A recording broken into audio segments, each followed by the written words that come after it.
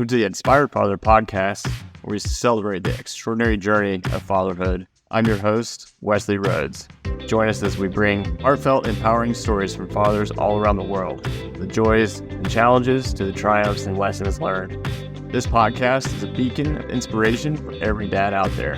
So let's embark on that adventure of fatherhood together and get inspired. Thanks for joining us on the Inspired Father podcast. I'm the host, Wesley Rhoads, and Dallas, I don't want to mispronounce your last name, so if you could go ahead and introduce yourself as well as give us a little 30 seconds about you, that'd be great. Yeah, my name is Dallas Monticue, and I'm 26 years old. I'm an American missionary living in Brazil, and I've lived in Brazil for the last 4 years. My wife is Brazilian, and my son is dual citizen, Brazilian and American. Oh, wow. That is so cool. And how old is your son? He is 1.5. 1.5. All right. So I'm a new father. I'm still trying to figure it out. That's awesome. Well, we all are. So, well, with your son being 1.5, I imagine that you must speak multiple languages. Yes? I'm studying. I'm not fluent, but yes, we do speak both languages with our son. Yeah. Okay. That's so cool. And I'm sure he's up walking around, very mobile. He is. He never stops. He never stops. If you don't mind sharing his name. His name is Elijah. Elijah. That is so cool. Which is actually confusing. I'll tell you a small little snippet about that. Here in Brazil, the names change. So names like Dallas, it's Dallas, okay? But names like James, it's Thiago. So it's so much different. And Elijah is Elias. And so here in Brazil, you have female names and male names like Paulo, Paula. So when they hear they think girl, right? So Elijah. So everyone's like, is he a boy or a girl? Like, look at him. He's clearly a boy. But they get confused with his American name. And so that's a conflict, but that's okay. That is so neat. And then tell us a little bit about your wife. That's I'd love to hear more about how you guys met. And we met online, actually. We met on Instagram. Really? So that's pretty crazy. Okay. I would never suggest it for anybody, but that's what happened for us. And so I was living in Hawaii at the time and getting ready to do missions in Asia, in Thailand and Cambodia. And she was here in Brazil. And so we just got connected and became friends and talked for 1 year. When I moved to Brazil, I encouraged her to come visit me, which was a 20-hour bus ride. And she did. And we met and I was like, she's real. Wow, this is amazing. So I decided I'm going to marry this girl. And so I convinced her to move. And later we eventually got married 1 week before the shutdown of the pandemic. So no way. Right in time. So February 2020? Yep, that's right. We got married in the government the 22nd of February. Yep. Wow. And so you were in Brazil whenever all that happened? Yes. Yep. Okay. Well, I'd love to dive into that. But before we do, so where are you originally from, Dallas? I'm from Missouri. Really? Whereabouts? From the Northwest.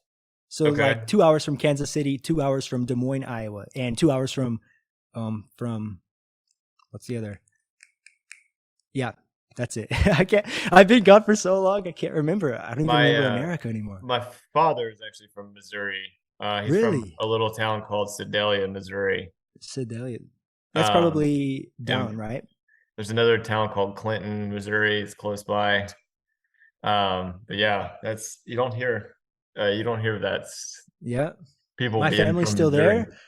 Born and raised in Missouri. And my grandfather, he says Missouri. Missouri, that's right. I don't, but people do. Yes, Missouri. And did you grow up there? And I did. All the way through high school? I did. We'll talk about this later, I'm sure, but my parents are divorced. They've been divorced since I was a young boy, but they live in the same city of 600 people my whole life. Wow. And so that was so good for me because my parents were separated. I could go to my mom or my dad in the same day. They lived in the same small city. And so for me, it worked. It worked great for my situation. So, born and raised in the same little city. Yeah. And did you always have a passion for missions, like within the church that you grew up in, or was this something that you developed later in life? This is something that I went on my first mission trip when I think I was like 12 or something.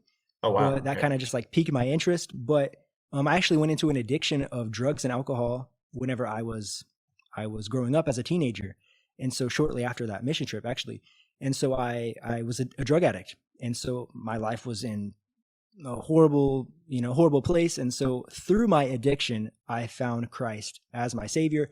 And then I went to an addiction program, which is a 1-year facility focused on Christ. And so that's where I really found my passion for missions, because I saw people who were way worse than me, who were overcoming their addictions, and their marriages were being restored. Their children started to trust them again. And I was like, wow, I want to be a part of this. And that's kind of where it started for me in the call to missions. And about how old were you at that point?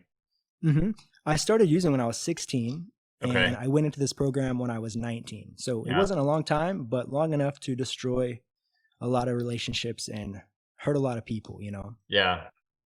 And then this is all when you were in Missouri too, yeah? Yep. Wow. Yeah, diving right in here. Well, let's lighten things up just a little bit, and then I'm sure we'll circle back to some of those topics, because you're certainly not alone in addiction and other issues that plague us, pre-fatherhood, during fatherhood. But let's lighten things up here just a little bit. And I want to ask you a question as to what you think your wife would say when asked, what makes your husband an inspirational father? Oof. That's a good one. I'm going to have to say, first off, that I am a calm person. I like peace in the home. I like calm. I don't like to overreact, right? I like to just be calm. And I think that plays a role in me being a father and me being a husband. Other than that, she knows I take great pride in providing for our family financially. I try to work to provide for our family. And I think she would say those two things if I had to guess. Awesome. So calm, and then a huge drive to provide. I like it. All right. Well, guys, stay tuned, because we'll find out at the very end what she had to say.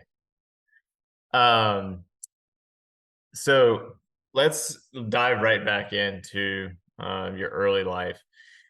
So you dealt with some addiction issues, and you went into this facility where you came back to Christ, and then dealt with those addictions and were called into the mission field.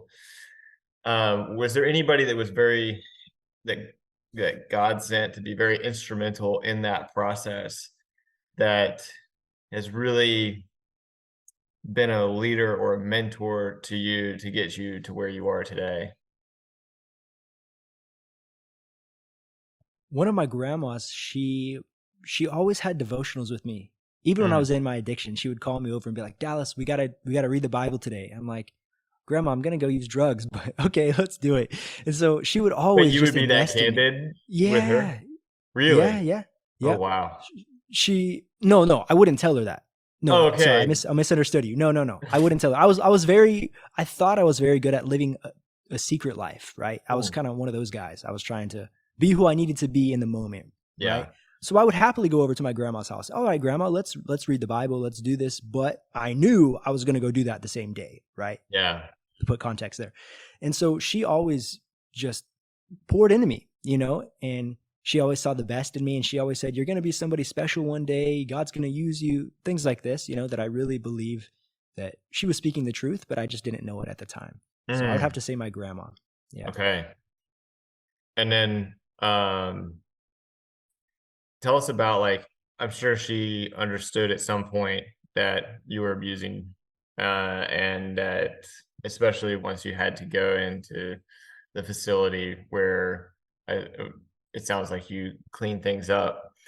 What was that like for you, having just heard knowing about this hard part of your life? Was it a relief because you didn't have to hide things anymore, or was it something that you were embarrassed, ashamed of?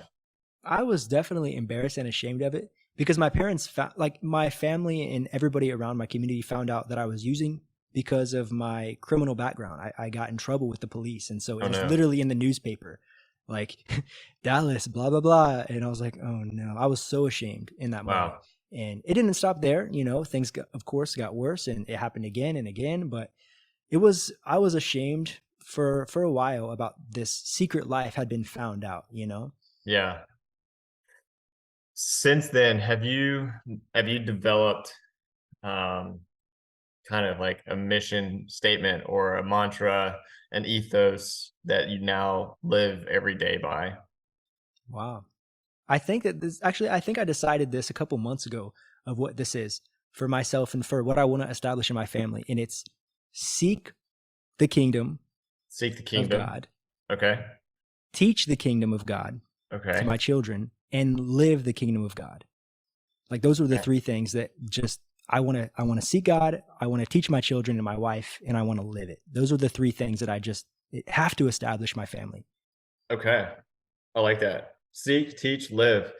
I feel like that's a really cool framework for not only one's walk with God, but this could be understanding in a lot of different capacities. It could be, um, seek knowledge for, XYZ topic when it comes to, raising your children, and then teach it and then live it, right? So seek, teach, live. It's that's very applicable to a lot of different areas of life. I really like that. And as you know, I'm in aviation, and that's very much how the aviation structure in the United States is built, right? So you learn how to do it, right? And then the next step in the progression is to then teach it. Um, and then once you've taught enough people, it just becomes so ingrained in you that like you just live it day in and day out. So that is really cool. So seek the kingdom, teach the kingdom, and Mm-hmm. live the Live the kingdom, right? kingdom. I Yep. love it. Yeah. That's awesome. Wow. I haven't thought about that in months, but I did write that down in my notebook. Like, this is what I want to have for my family. So thanks for bringing it back too. Yeah, Gotta, absolutely. gotta No, I remember that. love that.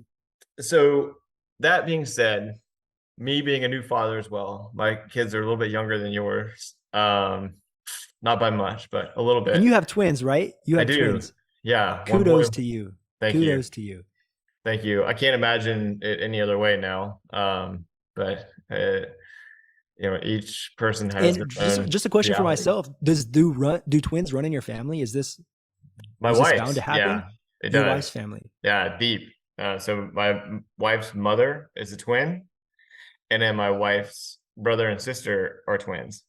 Wow, wow. So So, I thought the same thing because my wife's mother's a twin too, and oh I boy, have twin uncles, and so I'm like, we're doomed to have twins. But dude, I don't know if God I would only use that God only terminology gives you what you now, can but handle. So I'm sure the next one there'll be twins. I'm if you sure of meet it. somebody with triplets, then you could say doomed. Doomed. Yeah, yeah.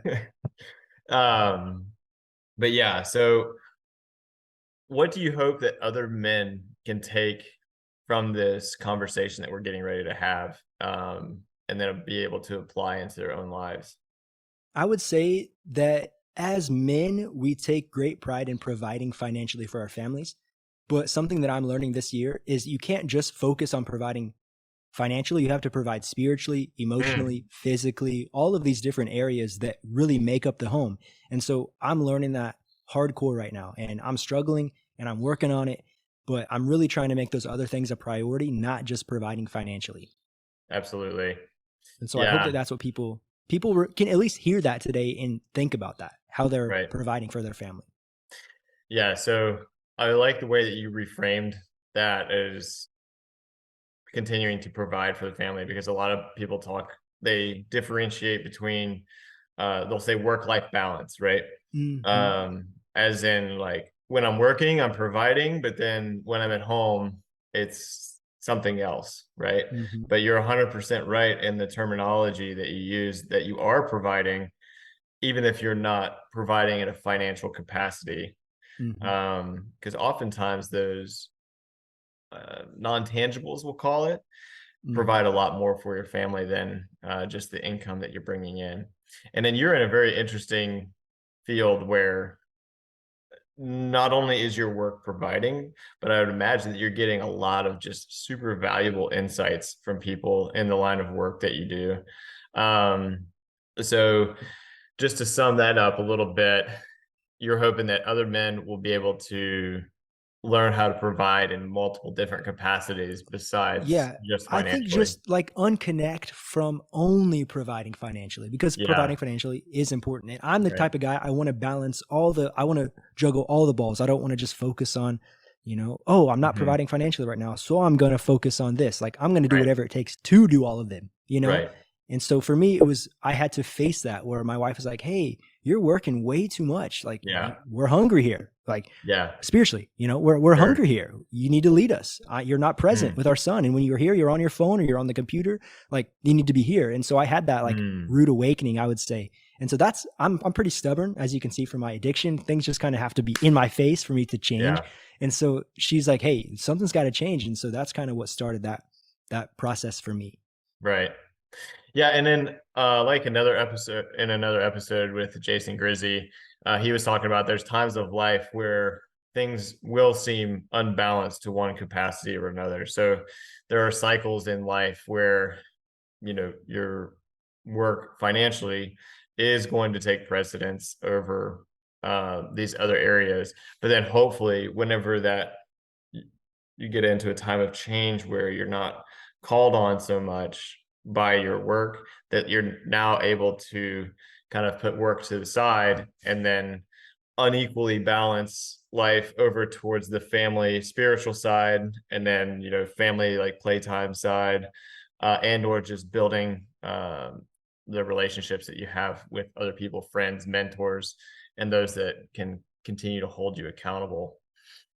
Really, there was I love the verbiage that you used on that, so I appreciate that. All Yeah. right, let's Thank you. lighten this up just a little bit more. What's your best dad joke? You're a new father, so So it's I am a new okay. The father. bar is So I very don't, low. thank you. Thank you. I appreciate that. Also, I'm going to lower it a little bit more because I live in Brazil. And so who can I tell dad jokes to in English? Yeah. So I don't have the opportunity a lot, but I did look one up just for the sake of the show today. And so I Uh-oh. did think this one was funny. What does a runner eat before his race? Nothing. He fasts. Nice. I I like love that one. it. So Um, I don't have a lot of dad jokes, but that's one I got for today. I've got one for you that you may be able to use. All right, so um, what do you call Batman when he skips church? Hmm. I don't know. Christian Bale. Christian Bale. That's awesome. Yeah, I like that. People would understand that too because Christian Bale. So that one might work. Yeah, there you go. That Thank you you. can put that one in your quiver and use it Use it. later. I'll definitely try it out, but I'll let you know what happens. It's okay. I mean, if people don't laugh, you're winning. Yep. Um, so coming back to life as a father, a new father, especially, you've gotten through some of like the first hurdles. I know for us, the first 6 months were just really tough. Um, Sleep deprivation, learning this new way of life that you're not just responsible for yourself anymore. And it's like ripping a band-aid off in those first few months. And that's probably by intention, because if it was easy, then you get a false perception of what's to come. So it's good that it just really knocks you off balance to get you ready for this next chapter of life. But talking about that, what are some of the biggest challenges that you've faced so far as a father? I know you've already mentioned your wife saying like, you need to be here and present, where we need you to provide spiritually. But what have you identified as some challenges that you've had as a father thus far? I'm gonna I'm gonna say I'm trying to figure that out still. Because Okay. recently we just celebrated Father's Day in Brazil. And so it's a different day than the States, but Mother's Day Hmm. is the same day. I don't Okay. understand. But we were celebrating Father's Day at church, and they asked all the fathers to come on stage. And Yeah. so I'm totally comfortable being on stage, being in front of the microphone. I preach, you know what I mean? So it's totally normal for me. But when I Yeah. went up there with all the 60, 70 fathers that were there, I felt like an Hmm. imposter. I felt like I didn't belong. Mm. I felt so, because I'm so young. I felt so young. I felt so uneducated. So compare myself to all these men who, just, I don't know. It just, I'm trying to figure that out. You know what I mean? Yeah. I'm just trying to figure it out. So I think that challenge is just remembering I am a father, you know, Yeah. like it's still so new that I'm like, whoa, this is crazy. So would you say that you haven't really fully adopted it as part of your identity yet? Maybe that's it. Maybe that's it. Because I work from home, so I'm constantly with my family, constantly with my son, constantly with my wife. But as I said earlier, I'm not always mentally present, right? Yeah. And so I think, I'm just trying to still understand what the heck does it mean to be a father, you know? Yeah. I'm still learning. I don't know yet. Well, like one of our guests said, if it feels like you're just treading water, don't worry. You know, the rest of us are treading too, just trying to keep our heads above water. And so we've already even touched on good work-life balance. Let's talk about that specifically. So we haven't really got into what you do for work. So tell us a little bit about what you're doing now, both as a missionary, and then as well as the other sources of revenue you're bringing in as far as financially, like what you're doing. Yeah. And if you don't mind, I'm going to go back a little bit to explain some backstory of where I am today. Yeah. And so Absolutely. whenever I ended my program, right? I did an internship at this facility to continue in the ministry. And then I felt the call to missions. And so I started to raise money to do missionary school in Hawaii, with the second part of that school being in Asia. And so I needed $8,000 to save up or to earn or to whatever to do this ministry. And so on my ministry budget, on my ministry salary, I wasn't going to make it. So I started preaching in churches around my area and tell them my testimony of how God changed my life. And so through the grace of God, I was able to save $12,000 and more than 8. I needed 8. God allowed me to save 12. And so through that, I was able to go to Hawaii in Asia and then come to Brazil through that extra money. And that was amazing. I loved the process. I loved the preaching in the churches, sharing my story and asking for donations. But what I started to find were that whenever I called a pastor or a friend, they would be a little hesitant. Oh, maybe he's going to ask for money because he's a missionary now. And I hated that. I did not want to be the guy that when I call, they don't answer because they're afraid I'm going to ask for money. I hated that. And so I respect, the missionaries that do that. I did it as well. It's a part of life. It's a part of ministry. But I wanted to provide for myself because when I was in Asia or when I was in Hawaii, I wanted to go out and eat sushi or whatever it was on the weekend, but I felt guilty because this was ministry money. What is the difference between ministry and life? And so from that moment on, I decided I want to be the tent making. We hear this term in ministry, the tent making, where I'm going to do ministry and work a job so I can pay for it, at the same time. And so I do accept donations today. I do accept sponsorships, things like this. But I don't want to depend on this. And so with that being said, I oversee an English school here in Brazil. And so when I'm not, I podcast as well, but when I'm not podcasting, I'm running the English school, working with our other teachers. I'm teaching English myself. I have my own students. And so that is our primary income here in Brazil, the local currency. But I also do podcasting, and so that also helps a little bit. But like I said before, I'm the kind of guy that I'll do whatever it takes to provide. If I have to sell water in the street, I'll do it because I want to provide for my family. And my dad did a very, very good job of doing that. And so I always just, for me, what it means to be a man is to provide. Like that just it was built into me. And so I really wanted to do that for my family. That's really cool. And when you talk about doing the podcast, you have your own. So if you would, let us know what that is. And then I'd love to link that up so people can follow you as well if they found some inspiration from our conversation here. Get prepared. I have 3 podcasts. No, I have 4 podcasts. All right, let's go. I'm crazy. So our main show, it's called Faith and Family Fellowship Podcast. And it's just as it sounds. We interview people who are in anything faith-based related. This is ministries, pastors, Christian products, Christian books, Christian music, anything. We are interviewing people. And so I love the show. We record probably 2 or 3 times per week. Yeah. And so that's Faith and Family Fellowship. I have a second podcast, which is called My Life Now, which is not directly towards the Christian audience, but it's more book lovers and author based. And so if anyone has a book, we interview them in a way to put that out there as well. We have a podcast with our school, our English school, that we interview students and we things like that to put the English out. And then we just started a new podcast this week, my wife and I, called Mornings with the Monticues. And so we are doing daily devotionals every single day before our son wakes up. Many times he interrupts, but it is what it is. And this has been it's been 1 week so far, and it's been so cool. And we're excited what God is doing with this podcast. So That's awesome. That's it. Lots of stuff going on. Yeah. And then on top of that, you're also helping other individuals like myself start, promote, and edit all that with the podcasting. Yep. Podcasting is definitely a passion for me. I love to podcast. And I'm doing it every single day. I do it every day. So I love it. That's awesome. And I bet you've made some like really cool connections just because of being involved with all of that. Is this something that you just gained a little bit of an interest into, and then it just developed into what it is now? Or was there somebody like, hey, you should really do this? My pastor, actually, he has a similar story as me. He went through the same addiction facility. He lived in Brazil for 8 years, married a Brazilian too.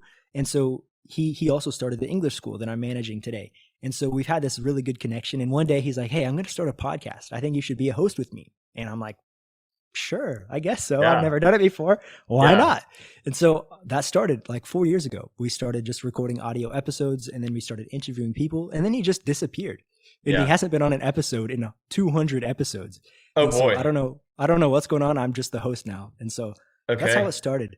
But I definitely have way more passion than him, I think. Is that the it's Faith and Family Fellowship? Yes. Okay. Awesome. And so hundreds of episodes, it sounds like. Yeah, we have over 250. We pushed over 250. That's a lot. That's great. Yeah. And then how long are they typically? About 45 minutes typically. That's awesome. What are some lessons that you've learned from either your work as a missionary or in podcasting that you've now applied as a father or as a husband?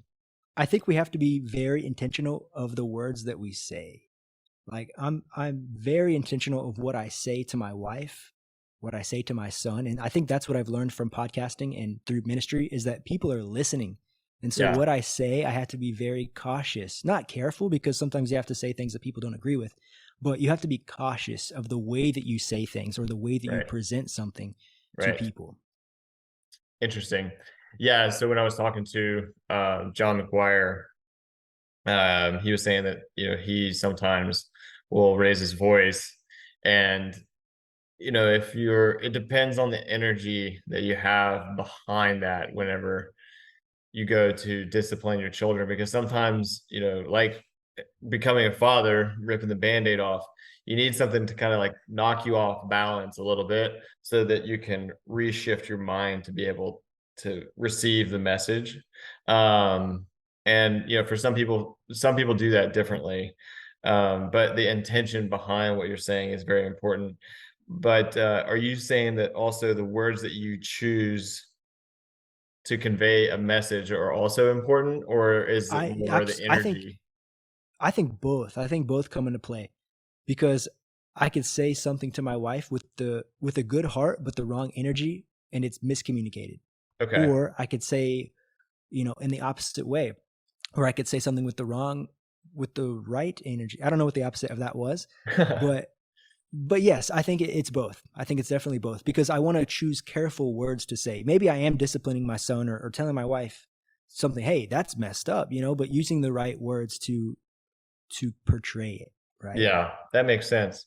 And you can't always have control of that, but I try to do a good job of that. You know what I mean? Right. I try to be careful about what I do. Yeah. So I think also you can use strategic pauses where if you don't know what to say, or you feel yourself coming from a place of like wrong energy or like angry energy with a message, like it's okay to pause then versus just lashing out or saying something that you'll regret later.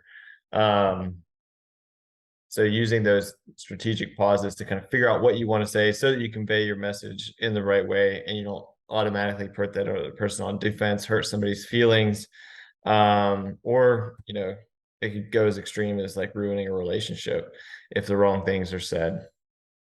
Yeah, this morning we were recording our episode, and we were kind of talking about, imagine if your marriage was like buying a car, where if this car is going to be the same car for the rest of your life, you're going to treat it different than if you're just going to buy a car and junk it. And so in this morning, I literally said the same thing, that I love my wife. And so when we're in a fight, I'm not going to destroy her. I could, but I love her and she's going to be my wife for the rest of my life. So why would I do that? So I think that's where I come from. I'm very cautious, and it takes a lot for me to explode as well. I'm a little bit better than her in this area. She has her strengths too, but I would say that it takes a lot for me to freak out. Absolutely. Absolutely. So I know you're a new father, right? But are there some moments that you can identify from your son that you identify as being really proud moments? I know his first words were "dada." Like, yes. So of course, number one proud moment. Yeah. But he's just so smart. Like, we're teaching the kid 2 languages, and he understands both, So for me, that's incredible, because it's such a challenge to learn a language as you get older, right? But he's a baby. He understands the words that we say, both of us, in different languages. So I think that's so cool. That's so cool. Yeah. It'd be interesting to do like a podcast for babies that teaching them. I don't think that is an untapped market. I think we should definitely do that. I mean, it could be, obviously YouTube would probably be the biggest platform for that. But one of my best friends lives in Germany, and we'll do a thing where we'll read like a kid's book to his kids in English, and then he'll do the same. Okay, wait. In German. I misunderstood you. I thought the babies were the hosts. It's like, what? Okay, that sounded way cool. Okay, yeah, I understand now. I'm on board too. I like this idea too.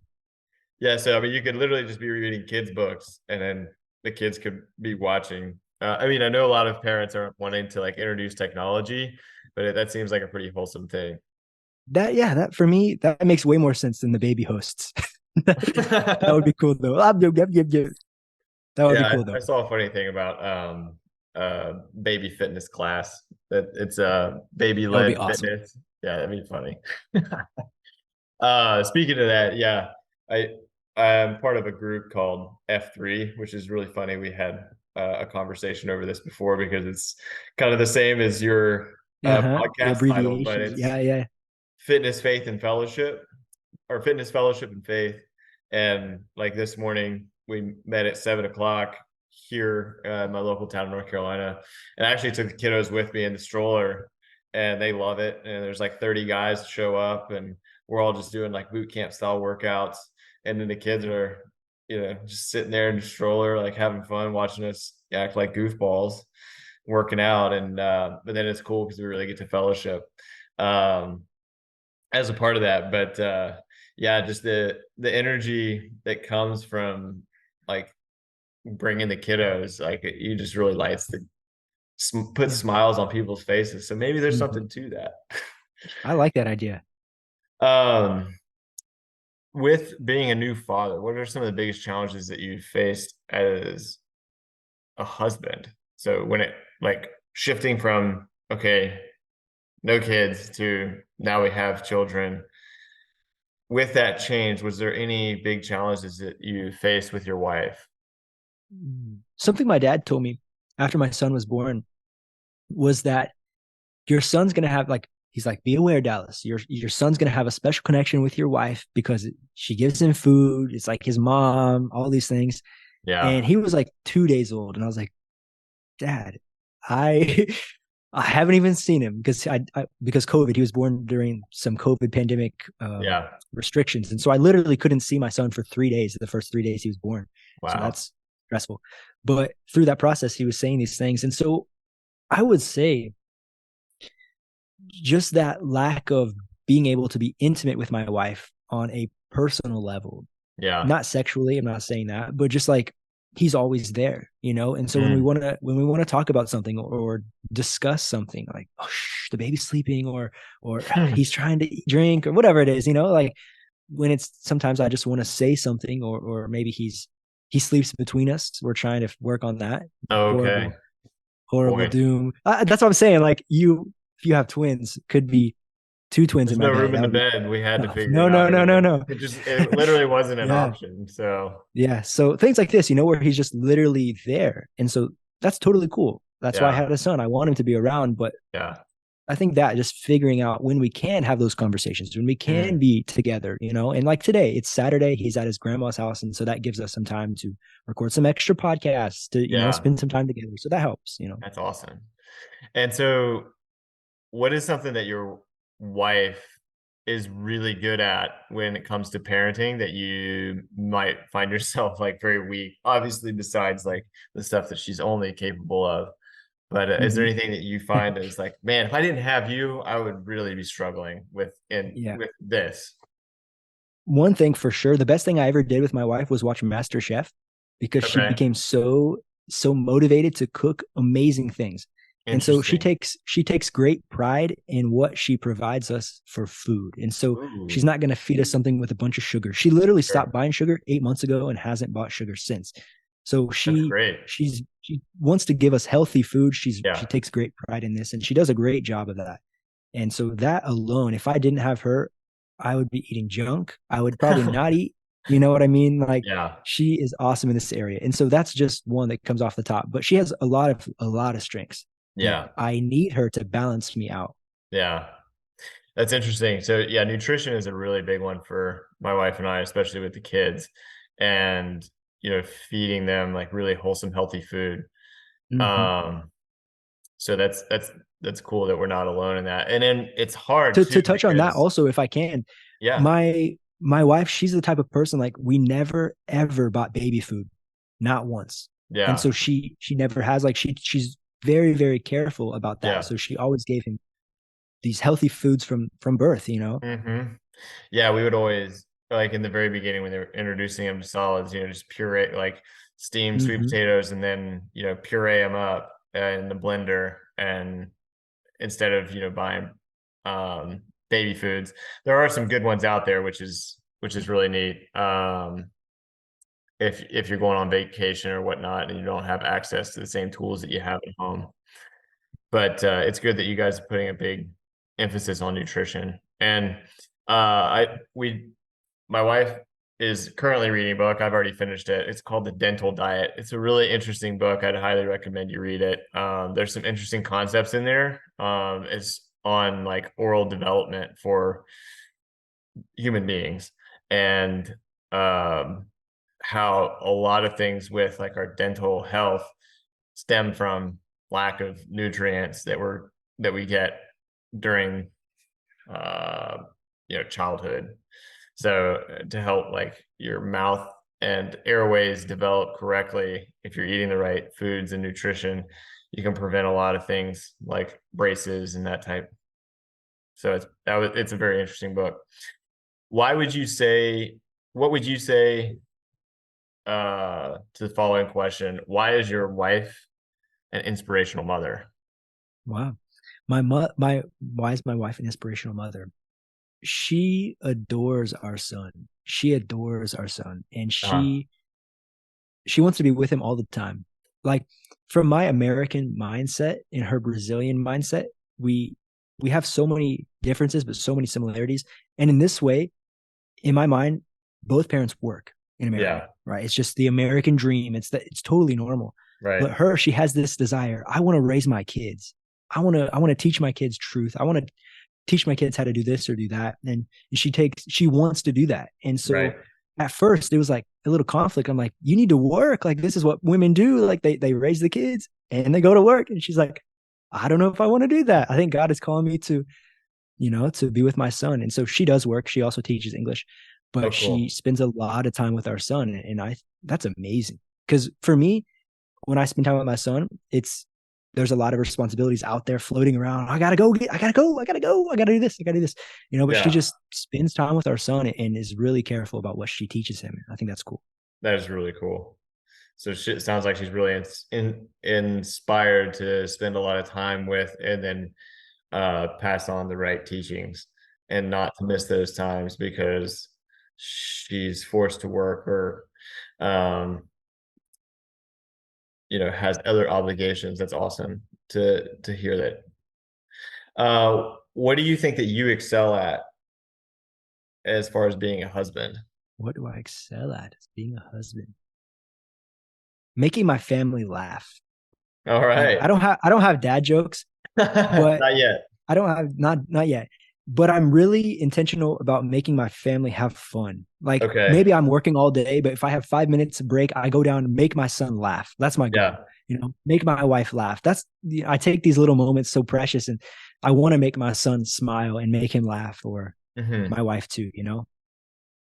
And it's cool that it sounds like you've really started your journey as a father and a husband from a really good place, and you have a good mindset as to like where you came from, and so mistakes to avoid. And it sounds like you're very intentional on it and pretty much everything that you do in life, and letting God kind of work through you, um and being a witness to your family. And it's cool that you have this long-term vision that you always want to be in missions, as well as like obviously a super devoted father. So I'm excited to see where this goes, and hopefully we can do more of these and just kind of track your progress along the way and hold each other accountable. Is your son able to like identify your all's relationship yet? Can you see any responses from him when like you give your wife a hug? Or is it still a little bit soon for that? Yeah, he mimics us a lot. So he Okay. notices like a hug or a kiss, or Yeah, sitting together on the couch. He sees things like this. Yeah. that's cool.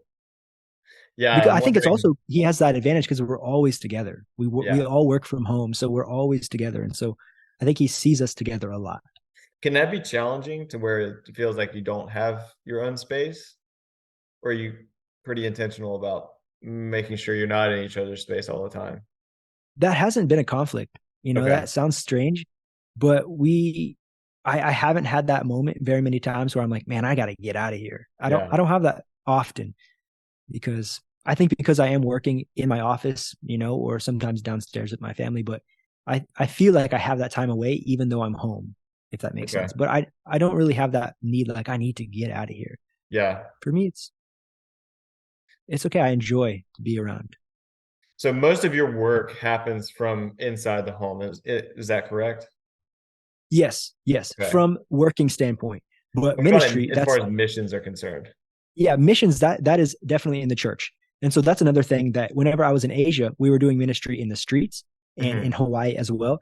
And then when I came to Brazil, it was in the church primarily. And so I actually fought with God for a while about this. Like, I'm not even fulfilling my role as a missionary. I'm in the Hmm. church. God, there's lost people out there. What am I doing? And Hmm. so he helped me understand that even though people come to church, they're still not saved. Some people aren't saved. Some people Oh never yeah, made that absolutely. decision. And so I understood the call inside the church, and God has really, really opened doors cross denominations where I don't have to just stick inside of one. I've been in so many different denominations here in Brazil. And so Right. we have that call, I would say, as like a traveling pastor, you could say, in a small way, where we go church to church and to bring a word that we're invited to come and to do that. So it's that has been the primary ministry for the last couple of years. And we do ministry together Mm. 100%. So I'm preaching in English, she's translating in Portuguese. And so we're able to do ministry together. I love That's this. that's really great. And is there anything that you find extremely challenging about the environment that you live in? It's not America. Biggest one, the cultural differences. There's not a lot of cultural differences compared to the States in Brazil as there were in Asia. Asia was just like an upside down world. But it's, for me, the things in Brazil, one thing that's super weird in America, we like have our distance, and we have these like understandings of like, hey, you're too close, and people Yeah. back away, you Hmm. know. In America, we shake hands. In Brazil, they're all these hugs and kisses and stuff, and back up. For me, that's a little strange. Or when someone Okay. does this to your wife, they come up, oh, mwah, mwah, haven't seen you in so long. I'm like, what are you doing? Too But it's much. totally, Yeah. totally culture, totally culture. It's normal. Yeah. Interesting. What about as far as just like day to day, as far as like food? Is it pretty normal? Like there's a It's pretty grocery or normal, market. pretty normal here in Brazil compared to the States. I would say Brazil is identical to the States. It's just 5 years delayed. I would Mm, say that. Okay. And so the advancement that you see in America, we'll experience this in several years from now. Yeah. But food, I think the Brazilian food is one of the best in the world Oh, because nice. it's just their barbecue. They don't put sauce on it. They don't barbecue sauce their food, just salt. And they cook it on a fire. And Very cool. holy cow, I'm like, how does this taste good? It's amazing. It's But in meat, America, salt, and I think fire. Like, it's how do you just do meat, this? salt, and fire. It's so easy, but it's so amazing. Yeah, that does sound really good right now. And we eat rice and beans twice a day. So if that helps you understand, we eat rice and beans twice a day. Okay. And so What is that, breakfast and lunch or? lunch and dinner, Okay. with like some type of meat or some type of vegetable as well. But rice and beans are like the Brazilian staple. Yeah. Yeah. What, like black beans, white rice? Yep. That's it. All right. It's like Chipotle 24/7. It's amazing. It's amazing. But when I lived in Asia, it was only white rice. Yeah. And so it was hard to live in Asia, not just because of that, but also I ate a dog in Asia as well, a barbecue of a dog, a real Oh, dog, wow. and beetles and scorpions and crazy stuff. Asia is just different, you know. I can It's hear just different. my dog shifting Yeah, behind. everyone says It's something like, "Oh, uncomfortable. don't come to my house because I'm gonna have to hide my dog." You know, like come on, people were Yeah. hungry. You know, people were hungry. That's different. My dog would bring a whole new level to the word Yeah. cottonmouth. He's got a Yes. lot of fur. That's funny. That's funny. Um, so you talked a little bit about your dad, and it sounds like you have a really good relationship now, and you're able to talk to him pretty open and freely, and he's able to give you counsel. Is that, am I identifying that correctly? Yeah, I would say it wasn't always that case, Yes. but it's definitely the case now.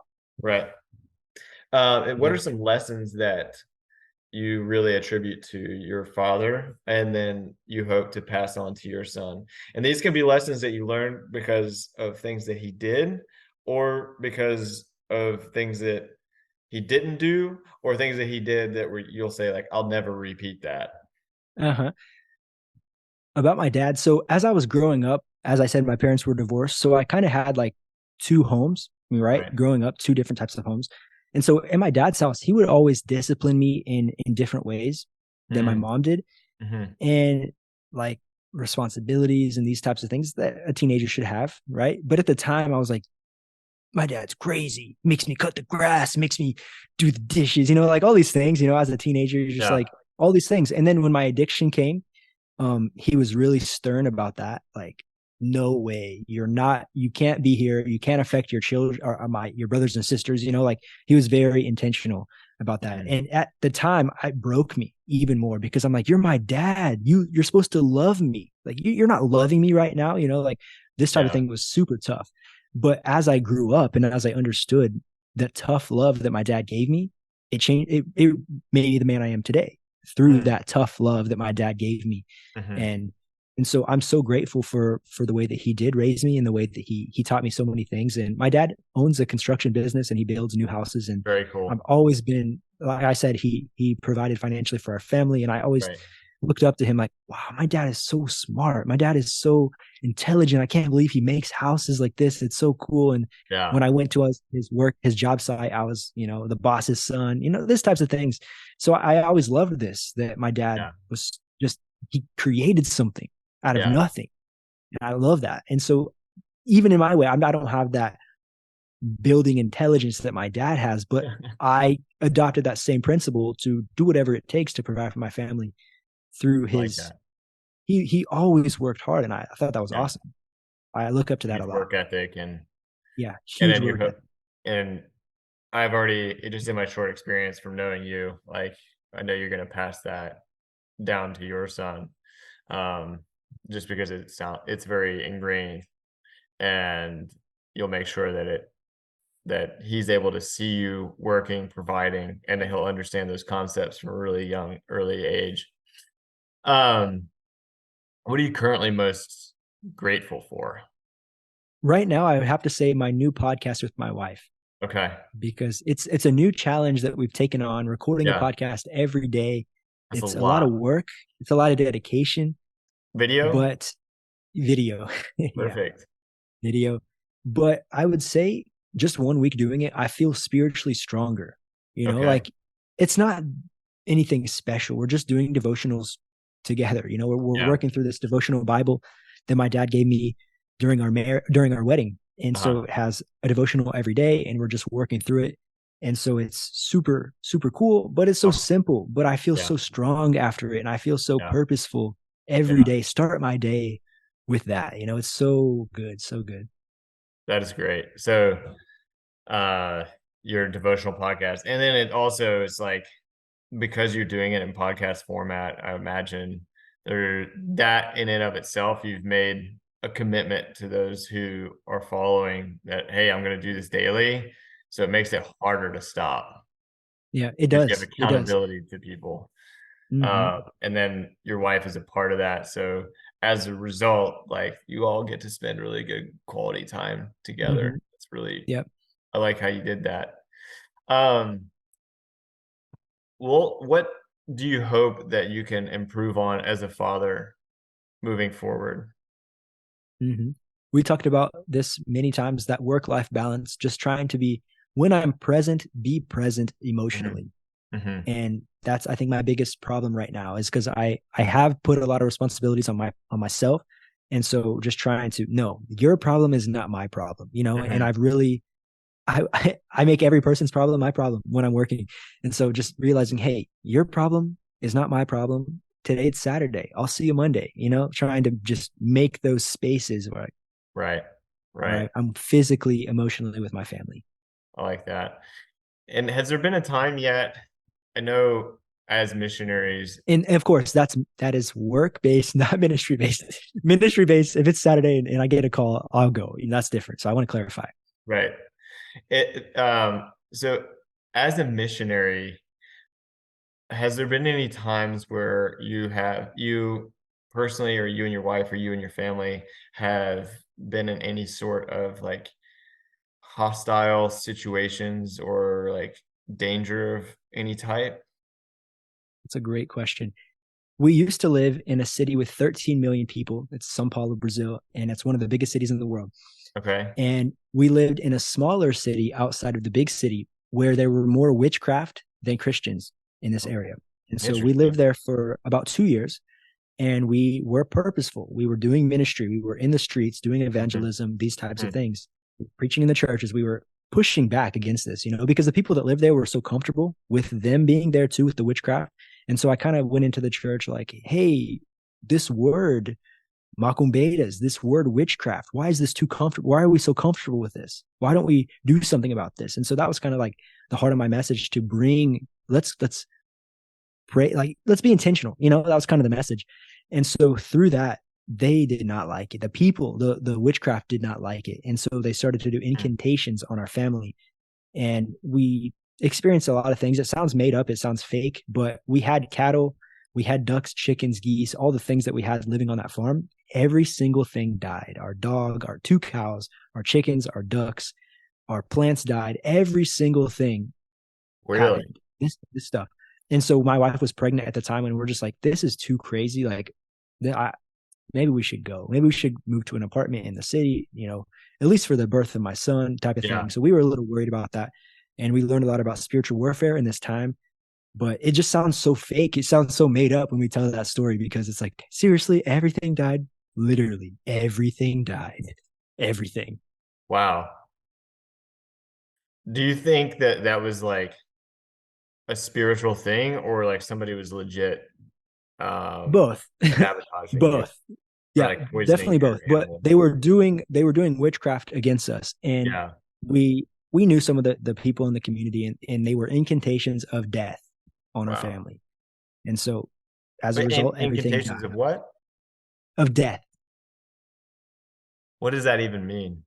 So they were doing spells to kill us. Really? Yeah. That is wild. Yep. They were not happy with us being there. That is wild. Wow. It was crazy. It was crazy. We lived close enough.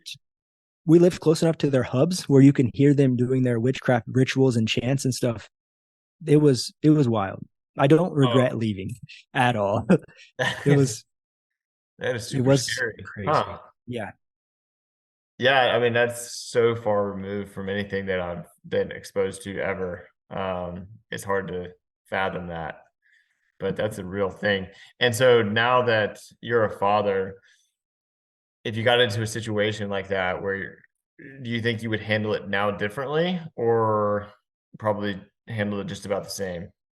I think handle it about the same. I feel like we were obedient in that time where when it was time to go, it was time to go, you Yeah, know?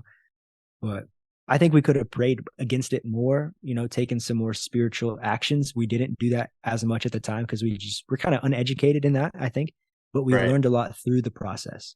Wow. That is really crazy. I can't, again, even Because wrap my head around you all know, that. as a missionary, you just expect the best out of everybody. And so Yeah. I just didn't expect that to actually be a real thing. I was like, Yeah. yeah, they're witchcraft. They're just playing. Like they're not playing. They're not playing. So Yeah, it that was, is that is really interesting. Well, a couple last questions and before we wrap this up is the father's challenge. This will be a challenge that you give the our listeners to do until we hear the next episode. And it can literally be with anything: nutrition, socially, as a father, as a husband, uh, fitness, literally anything you can dream up that you think will help us, challenge ourselves. Go for it. the last ones have been amazing. So I just want to say kudos to previous guests. They're doing awesome with that challenge. And I would say for the fathers today, do devotionals with your family this week. Lead your family in devotionals every single day. Mhm, Even if it's a couple verses, even if it's some devotional on the Bible app on your phone or something, but just take that time intentionally, 30 minutes, mhm. and do it. And I guarantee you, you will not regret it. And if you allow it, it can be a habit in your life and in your family. Okay. And so that's my challenge for you. Do devotions at least Devotions with your once. family every Yeah, day. with your family, It wife, doesn't have to be kids. long. Maybe like three No, minutes. no, uh, simple, short. Just Easy read peasy. something, just make that intentional time. And if you don't have this habit, your wife might be like, "The heck are you doing?" But it'll benefit your family. You know what I mean? It's so worth it. Every time I Absolutely. do it, it's unrepented time that I spend with my family doing That's that. so cool. Yeah, I like that word, unrepented time. Um, is there any way that we can serve you? Issues that you're dealing with? I know the pastor's kid thing. I want to get a couple people on here to dive into Yeah, that. I would. So I listen to every episode that you post. So please get them on the show, and I'll be very happy to hear their response. Awesome. Yeah. Is there any other ways that we can serve you, be praying for? I think this new podcast, I would ask for that. Oh wow, something else. So two things, if I can add two. Yeah, go for it. Um, the podcast that my wife and I just started, I think just we really believe that this is something special. It's not Yeah. just something that we have decided to do. It's something that we feel called to do. Mhm. And I really believe that if we share the gospel, people will be set free. And so that's the goal. That's why we're doing it. We're not doing it for views or for whatever, but we're doing it just for people to be set free. And so pray for that to take the impact that it needs to have on the right people. Secondly, my wife is in the process of getting her immigrant visa to move to America. Okay. And we filed this 1 year ago, last Uh, September, and we have been waiting, okay. waiting, waiting. And so we don't know when. There's no timeline. It literally says on the government site, I'm sorry, it's taking longer than expected. Oh boy. So we just have no expectations at all. So Yeah, if you could just pray for that situation, that would be awesome. sure. Absolutely. And is there a way that if anybody would like to get in touch with you after this, that you would prefer, whether that be social media, email, phone, WhatsApp, Yeah, they can find me Morse on code? Instagram. Morse code, definitely smoke signal, please. That would be awesome. Perfect. My Instagram, Instagram is Dallas Monticue. Just this at Dallas Monticue. easy, easy enough. And then I almost forgot, but we need to read something that your wife wrote Oh, as to why she believes that you are an inspirational father. You ready? I'm ready. All right. And this is what she said. She said, I see Dallas as a loving father, a sweet father, very playful. I would say that he loves to bring joy, fun, and peace into our home and for our son. He loves to make our son laugh. It's so easy for him to do that. He loves to guide our son into God's path, even from a young age, by praying for him and with him. And he is a very present father. What? I love that. How cool is that? That's so cool. You're making an impact on your family, and that right there just that shows it. Well, thank you so much for coming on today and being so generous with your time. I hope that you're able to make the most of the rest of your weekend, and I'm excited to see this one go live. Yeah, Wesley, thank you so much. It's been such a pleasure, and I hope to have you on our podcast in the near future. Absolutely. I'd love to. All right, Dallas, thank you so much. Inspired Fathers. My name is Wesley Rhoads, and you've been listening to the Inspired Father podcast. I hope you found inspiration from this episode, and also hope that you'll subscribe and join us next time on the Inspired Father podcast.